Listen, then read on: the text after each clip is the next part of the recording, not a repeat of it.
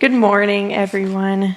I forgot how much I love being here with you all, that weaves beautiful music, incredible poetry, political insight, wherever Dick is. I loved that meditation, and spiritual wisdom, getting to share the poetry of Rumi as well. So I'm very grateful to be here and to continue to cross paths with you all as my journey continues. So last time I saw many of you, I was either just embarking on my divinity school program 2 years ago, or I think I came back here in a midpoint in that program and shared a little bit about spiritual friendship.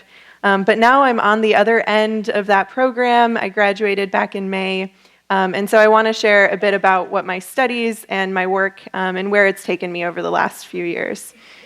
So I've been lucky enough to be able to explore this emerging field that many of us call spiritual innovation. It's at the intersection of spirituality and religion, community building, and I've been able to work with people who are creating these new communities of belonging that also beckon back to ancient traditions and practices.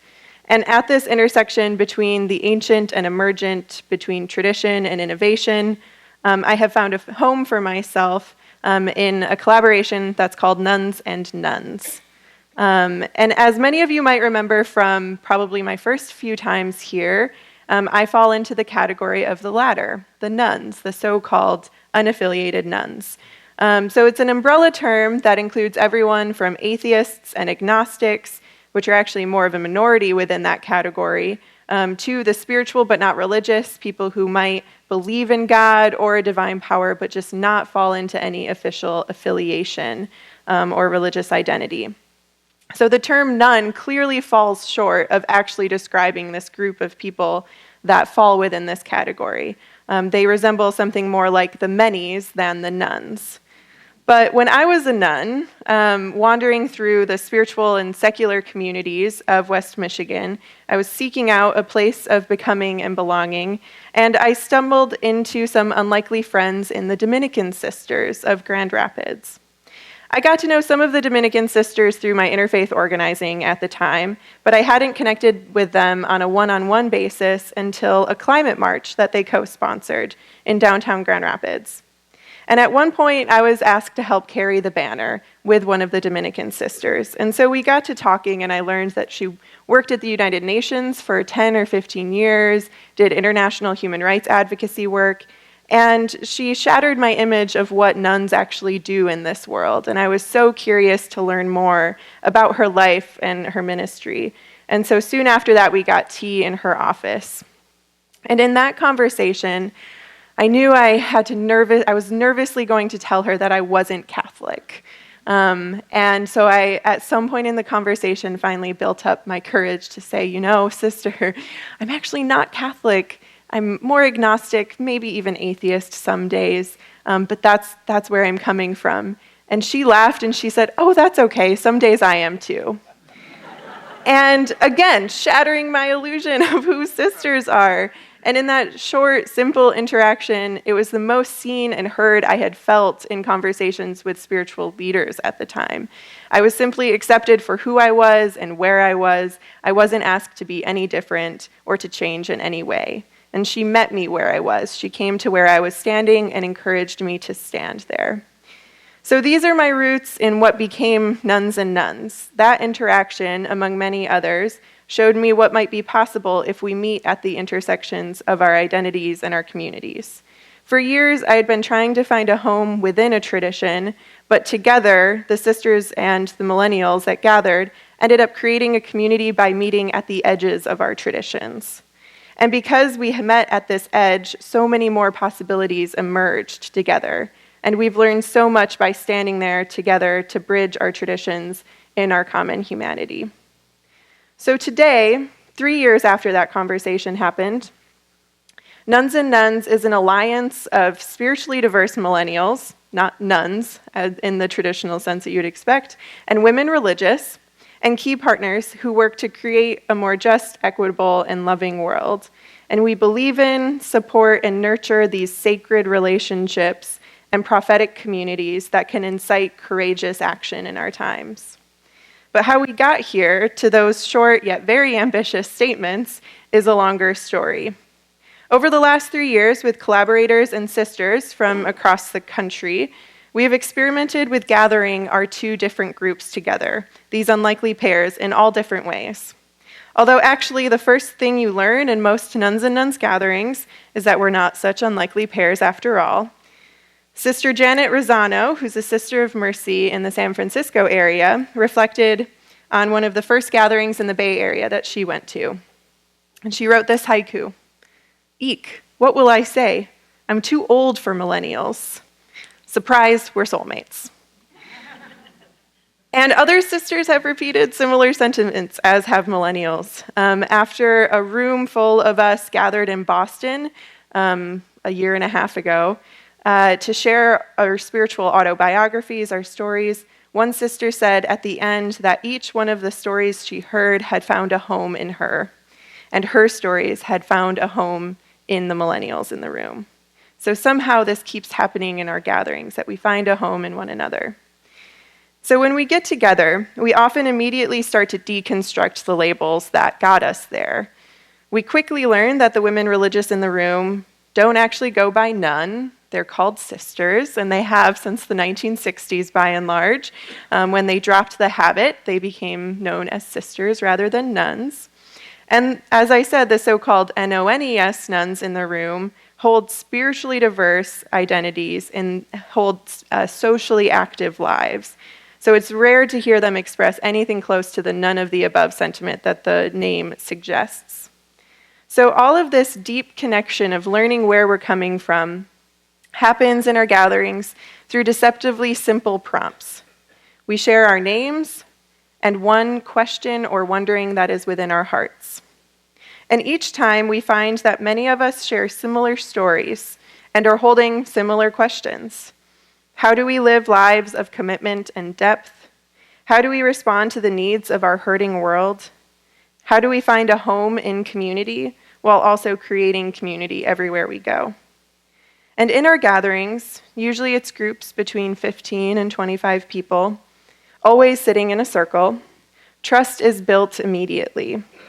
Through our sharing and our listening, we quickly realize that we are not unlikely allies, but rather, as Sister Janet said, surprise soulmates. Everything in our work has unfolded from this place of trust and relationship, where mutuality and collaboration evolve quickly and organically.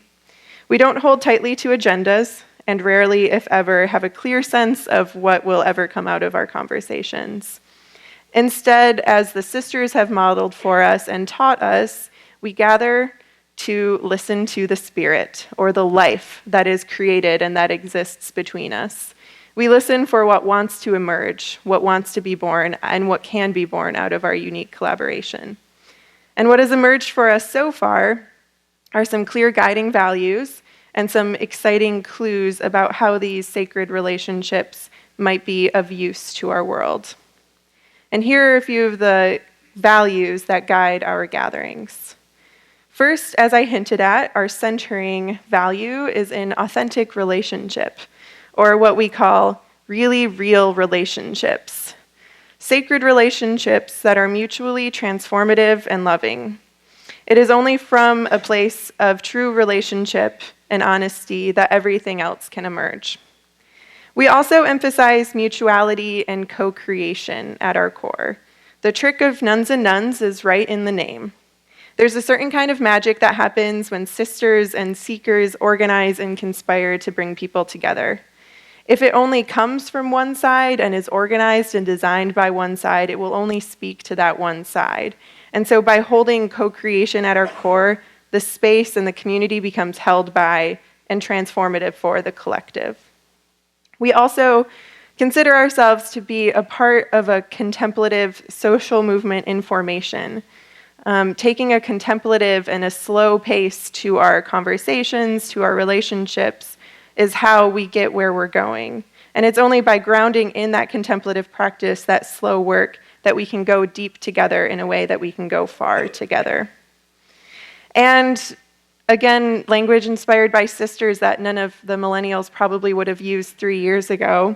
We consider ourselves to be spirit-led, listening deeply to what is being created within us and between us. We've never known what might come out of our conversations or collaborations, but we've strengthened our ability together to listen to what wants to be created and what we need as a culture and what our world so desperately needs.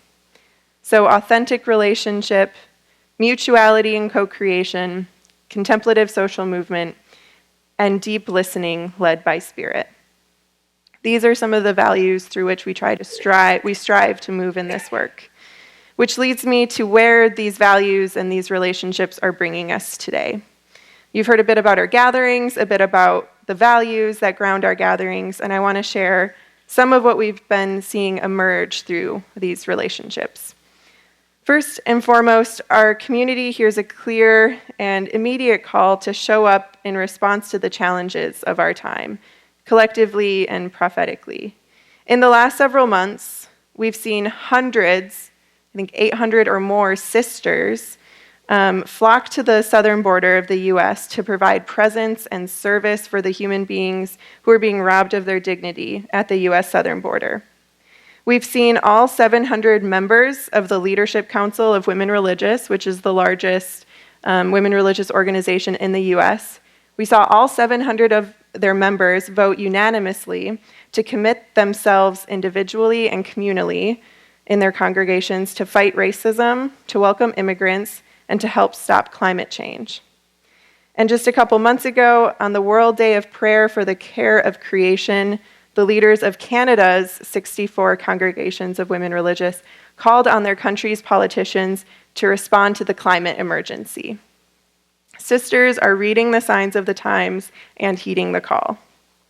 And alongside all of this sister movement, young people are flocking to the same issues in big ways. At the southern border, young volunteers are providing key organizational roles in ensuring the radical welcome of refugees and immigrants. And young people are organizing to change policies and practices that separate families. Young people are using their voices in movement, politics, and government, from the movement for Black Lives, responding directly to white supremacist policy and culture harming and killing people of color, to the Sunrise Movement and their allies in Congress who play a major role in ushering in the efforts for a Green New Deal to address the climate crisis and create hundreds of thousands of green jobs. And we've all seen Greta Thunberg's righteous anger in front of the UN. And we all also have seen Isra Hirsi, a young 16-year-old Muslim woman in Minnesota, the daughter of US Congresswoman Ilhan Omar, who is a co-founder of the US Youth Climate Strike. Young people are also reading the signs of the times and passionately heeding the call. When we start to realize not only the common humanity between our groups, but also the shared calls to action, it becomes incredibly powerful to imagine what it might mean to gather forces across traditions and generations, from secular to spiritual to religious. There are bridges to be built to transform how we exercise our collective power in response to the greatest issues of our time. And in the process, we too grow in the ways that we understand and relate to one another and to our world. It is evolutionary and revolutionary, hand in hand, rooted in tradition while responding to the signs of the times. It is the intersection of the emerging reality of religious life and spirituality today and the prophetic stance. And it feels like why we started conversations 3 years ago. It's to be in this moment and to respond together to the times we're living in. But what does this look like in practice when our groups gather and organize across difference? So this past summer, just a week after a Nuns and Nuns group got started in Washington, D.C., there was a massive Catholic Day of Action at the Capitol, where hundreds showed up and 70 got arrested during a direct action in protest of the U.S. government's cruel treatment of immigrants at the border. Nuns and Nuns organizer Brittany Kotelis was involved in the direct action and was arrested for her first time. She spoke about how risking arrest was something she wanted to do because it was an invitation to do it alongside sisters, many of whom are old pros at civil disobedience. Sister Joan Mama, a sister of IHM from Monroe, Michigan, was a marshal for the event and gave Brittany advice beforehand.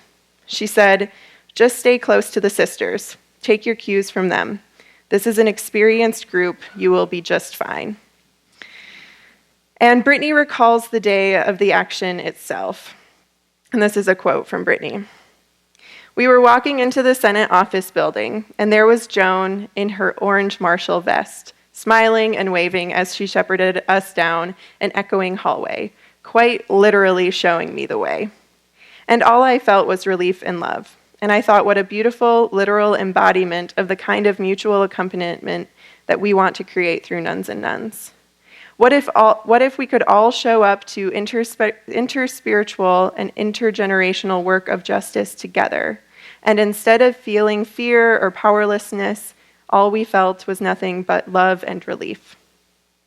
And I love what Brittany says here, that this work, all of this work, is about the mutual accompaniment, showing up to these things and these big issues together, showing up to the work of justice together. Because when we show up together and make the resistance joyful, loving, transforming, there are unique possibilities that can emerge from this action. And none of this would be possible if we hadn't have started with just sharing our stories, by building those relationships, by sharing where we were coming from. By sharing our stories, we create a foundation of understanding that can build into the collaboration for the common good. The writer Eileen Markey has said that when we learn the histories of women religious, of nuns, we are also studying the histories of social movements. And this is what we've learned through Nuns and Nuns as well. Eileen Markey wrote the following: "These congregations of women religious centuries ago, decades ago, and even this week on our own brutal border, have done things that the rest of us urgently, existentially need to learn, particularly around questions of power, leadership, allegiance, humility, place, and race, of organizational and of personal change, of transformation. Many congregations of women religious hold a map that the rest of us urgently need to study." And she goes on that we need these stories of women religious because they offer salvation. They hold a history of going out, of relocating the center to what authorities would call the margins, and of choosing allegiance with people different than themselves. The challenges today that we face collectively are vast. We see a rise and legitimization of white supremacy from the White House itself. We see borderlands that are treated as walls and divisions rather than places of meeting across bridges. Our country is enacting dehumanizing and destructive policies that cause harm to humanity, nature, and the planet itself. And we are facing climate collapse on a global scale. But the sisters, we believe, hold a map that the rest of us can really learn from. The problems might feel insurmountable, but what we've learned from the histories of women religious and the witness from them that we still see today is that something is possible. And what's possible is creating the solutions where you live, with the relationships within your grasp, and to do the slow, hard work of making that other world feel and become within our reach. This fall, you've been exploring ancient virtues and modern values that shape our life in the 21st century. And this month, you've been exploring the theme of common humanity. And I hope that this example of Nuns and Nuns, of a community that has been created based in our shared values and shared practices, can provide a model for the types of bridging that are not only possible in this moment, but are desperately needed in this moment. The tools that we use in our bridge building are something that can be applied to any groups meeting across difference. The foundation being an authentic relationship created through the sharing of our stories and our questions in a place of trust and humility. And the method of building those relationships through mutuality and co-creation, accompanying one another in every phase from designing and facilitating to acting together. and connected across our differences through the shared values, which connect us into a much larger vision that we can only create together. And finally, the goal of that bridge building between our groups being that the very point of standing together on that bridge in the midst of the division and polarization to show us how to stand with integrity across a chasm and create a different possibility within those relationships. We've often said that Nuns and Nuns is more about the ampersand in the middle than about either of the words on either side. The ampersand is the bridge between our groups, that which is created between us and that cannot be created in isolation from one another. Building these bridges of common humanity, of shared action, are possible in all arenas of our shared public life. And these are the bridges that can bring us into another way of being together and ultimately another way of living together. Through sharing our stories and questions, using our stories and questions to inspire and incite shared action, we can create those bridges in our lives wherever we are. Thank you.